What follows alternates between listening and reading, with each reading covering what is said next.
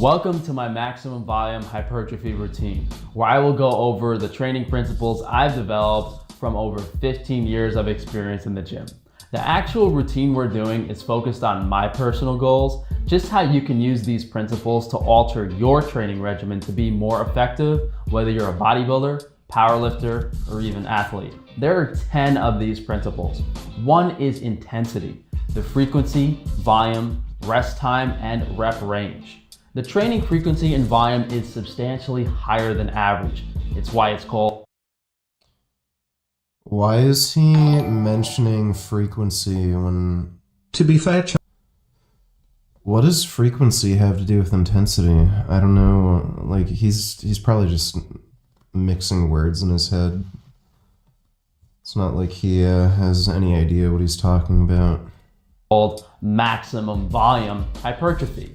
You're doing every muscle group, full body, every single day, 7 days per week, no rest days. To fit that volume realistically every day, the rest time between sets is 20 to 30 seconds as opposed to 2 to 3 minutes. That is fucking stupid. I don't know how you're supposed to train effectively with 20 to 30 second rest times. Typical to most bodybuilding routines, the average bro in the gym. Since you're working the muscles so much every day, you can't go super heavy as it will just stress your ligaments, joints, tendons, central nervous system. Yes, so this training routine is going to keep you weak and small. Therefore, the rep range is slightly higher to accommodate moderate weight, 10 to 15 reps. Number 2, no downtime. We superset contrasting muscle groups to minimize the time spent in the gym, doing calf raises in between sets of back, maybe some glute bridges or squats during your bench press rest time. No need to stand around for 30 seconds and do nothing. Most people spend more time on their phone in the gym than actually working out. Number 3, muscle size versus volume. Making sure the volume corresponds to the size of the muscle. Obviously, your back is gonna need more work than your biceps. Same thing with legs, requiring more volume than triceps. You simply need more exercises, more sets to take that muscle to failure. 4, being. That is not true. There really isn't a correlation between size of a muscle and how much requisite volume you need for muscle growth. Failure. Definitely make sure you're going as close as possible to failure without risking injury, which is number 5. Do not strain yourself. It's important to go near failure. However, you don't want to risk injury by doing so. Doing a few less reps per session is insignificant compared to missing several months of working out from a busted shoulder. Number 6, mind-muscle connection. I love how he keeps emphasizing over and over again, don't train hard, don't lift anything heavy, and then make sure you really don't train hard, because you could get an owie. When you perform an exercise, the most important factor is that you feel it in the muscle you're intending to work. With back, you don't want to be doing a bicep I've just never seen somebody move in such an awkward manner. Workout. Number 7, ideal repetition tempo. That means moving the weight in a manner that stimulates the muscle as effectively as possible. For instance, on a chest fly, really squeezing the chest, stretching out on the negative, and then squeezing again. Bringing us to number 8, drop the ego. No point A to point B lifting. Moving the weight for the sake of moving it. Since our goal is to feel that muscle, have the proper mind-muscle connection and repetition tempo, the weight is not the end-all be-all factor. It's certainly relevant, just not necessarily better to go heavier. Just because you move 200 pounds from here to here does not equate to automatic results. 9, be goal-oriented. As we mentioned earlier, these principles can be applied to any routine. So if you don't want muscular legs, don't work out your legs. If you want bigger arms, incorporate more volume for your biceps and triceps. Same thing goes for a lagging muscle group. If your chest is behind your shoulders, then lay off shoulders and increase the volume in your chest workout. Number 10 is consistency. This routine is extremely monotonous because you're practicing. Frank is in no way qualified to help young men get buff. Yeah, you got that right. I don't know who the hell would ever listen to this retard, but yeah, you're right about that. Thanks for the donation, Dodo. Doing the same thing every day, especially if your equipment is limited. I find that it's much easier to become bored on a full body routine. So if you do miss 1 or 2 training sessions per month, taking a rest day here and there, the effective volume of this routine is still multiple times higher than any other routine. Now you can structure this routine in 3 different ways. One is finishing each muscle group on its own, which is what I've been doing, like chest, then back, then shoulders, and you superset it with... Oh my god. Look at his like little arms moving around with the stupid baby weight. Dude, it's like, is he trying to pretend he's a chicken? What the fuck is going on here? This is hilarious. Shoulders. Like, what the fuck is he doing? And you superset it with non-invasive muscle groups, like doing some calf raises between bench press sets. Number 2 is alternating exercise. You can tell he was on steroids here because he's getting a lot of acne around his chin. That's a hormonal region where you're particularly prone to acne from steroids.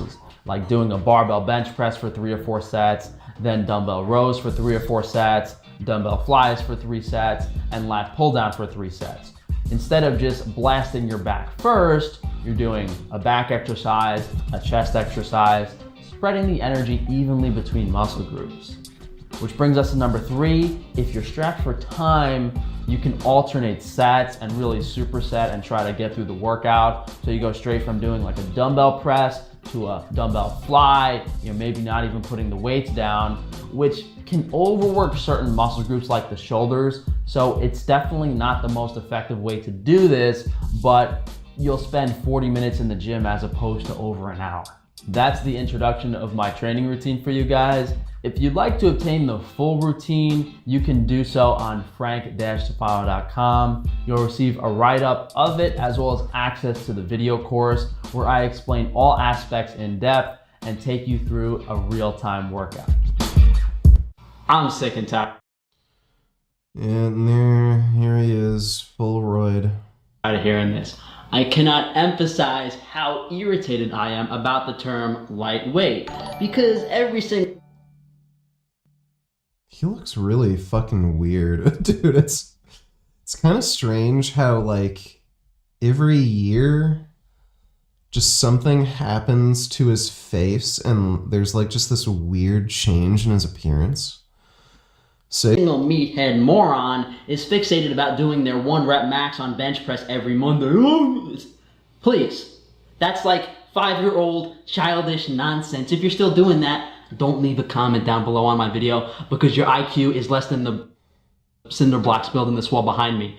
If the general consensus, the conventional wisdom in weightlifting is to lift heavy weight, why is anything that's not about to snap your pec into 3 pieces considered lightweight?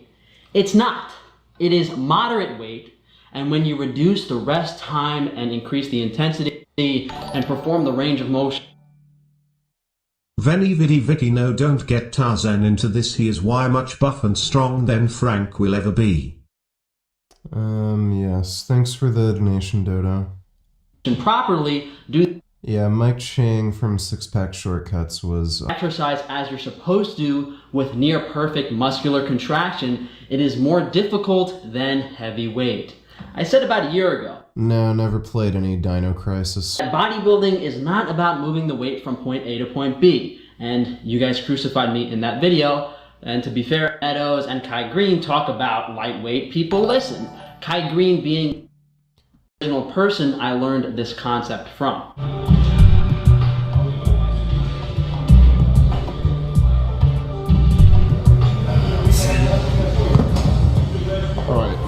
first thing, you're staying here like this in this fixed position, and you're doing this. You know, your bicep needs to stretch, it needs to contract. Things in your front, you get up, you pump. We make it more complicated when we there that don't. It's the great thing about how. Further, there are probably a bunch of monkeys in the comments going, "Oh, well, Kai Green bench presses 4 plates." Yes, steroids make you strong as hell. You can get somewhat strong as a natural. Yeah, steroids are much better for growing muscle than getting strong. If steroids made you just strong, Frank wouldn't be a weak little bitch. Even on steroids, there's vegan natural lifters who are female, who could outlift Frank. Even lifting moderate weight and doing heavy compound movements at the beginning of your routine is still good for hypertrophy. Since a large portion of fitness idols are on performance-enhancing drugs, though, it really twists reality of what's heavy for the average person. The vast majority of Kai Green's training is with moderate weight in the 15 to 20 rep range with a lower rest time. The goal is to take the muscle to failure, not your ligaments, tendons, not to overload your central nervous system, not to go out of breath every single set. And the muscle can very easily be taken to failure without using heavy weight.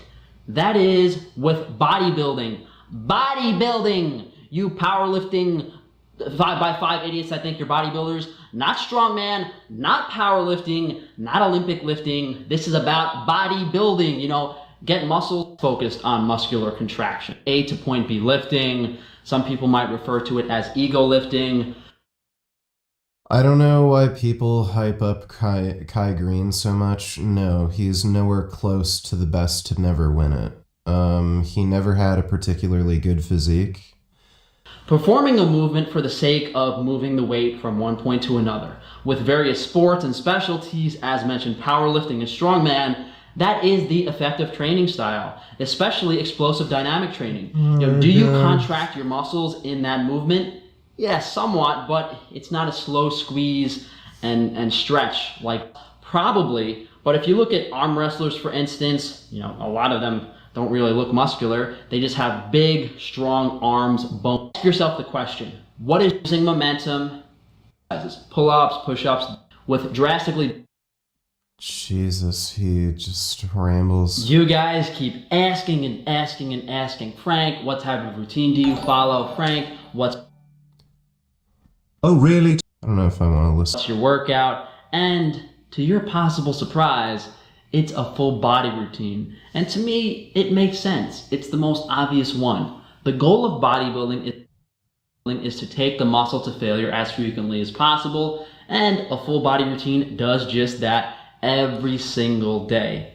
For now, I'd like to explain how I came about doing a full body routine. So before we get started, I don't have an educational background. It's kind of weird how his face can change so much.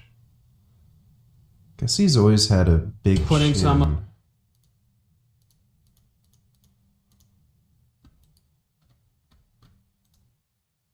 What a weirdo.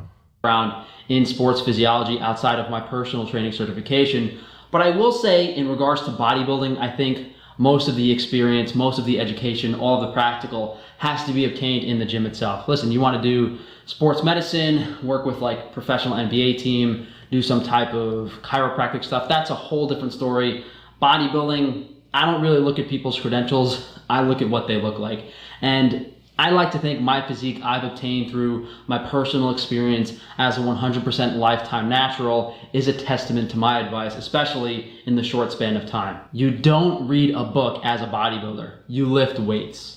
My training history is fairly typical, except unlike most people, I listened to my body, I was open-minded, I gauged my response to the various routines I've been on. When I was a teenager in high school, I had a barbell in my garage to do bench press, deadlifts, and squat. What in the he doesn't even know how to bench. You do not touch the bar that high up on your chest when you're benching. Cat Daddy is back, faggots. I'm here to tell you all my new favorite word. Can you guess what it is? That's right, it's nigger. Suck it, queers. You just got cat daddied. Alright, that's nice. Thanks for the donation, Cat Daddy. This led me to doing a 5x5 routine, which certainly worked initially, and I can't remember specifically what I was bench pressing, but it was around 200 pounds when I was 16 or 17, and I don't think I was squatting, and I don't recall my deadlift, but pretty average, mediocre numbers. I mean, for a teenager, they were great, you know, bench press around 200 pounds, squat around 250, and then deadlift around 300. At the time, I thought bench pressing a lot of weight was cool, but I plateaued so hard after getting to a 2-plate bench press. I think I spent months and months and months, almost a year, doing the same weight. I tried eating more food, and I wasn't making any progress, eventually causing me to cave into a higher volume bodybuilding routine. You know, you would go to these powerlifting forums, and these people would just say, oh, you're not eating enough, just keep at it, you'll break the plateau. But I was only bench pressing, 200 pounds for 5 reps, and I was stuck. It didn't make any sense. So I moved on to the classic chest What is he doing? Monday, back Tuesday, legs Wednesday, shoulders Thursday, arms Friday, and the weekend off. This was accompanied with me moving from... Like, he has to film himself and then edit the footage, and like he can see what he looks like doing this, and he looks so fucking retarded, and like he doesn't even realize. From my garage gym to getting a gym membership at a local New York sports club. And that worked for a lot of years, most of my bodybuilding experience actually, probably 5 or 6 years. I made a lot of progress on that classic bro split Yes, training. but the moral to the... Why is there this long, unbroken clip of Frank doing this exercise? Routine. It's like Drank, really unpleasant to watch. 245 for 10 reps. I deadlifted around 4 plates, and I never really squatted heavy or worked legs. My peak body weight was 185 pounds. I wish I had some pictures. He was never 185 pounds. But I don't think I was really that well developed and symmetrical. I was like more intelligent. Yeah, he lies about his weight and shit all the fucking time, and his height. We proved that with one of his... What was it? He had some actor profile thing on some website, and he clearly lied about his height. Classic split. One day off thing. One day is because dense a lot of sets, a lot of exercises into a short period of time. To fit. He genuinely cannot perform a single exercise properly. Not a single one. Failure every single day, more often than any other workout. The volume is at least 4 to 5 times that of a regular routine. And does that equate to higher volume? See, such a fucking retard. And I love how he thought he could trick people into thinking he was natural there. It's like, he's so stupid. And actually get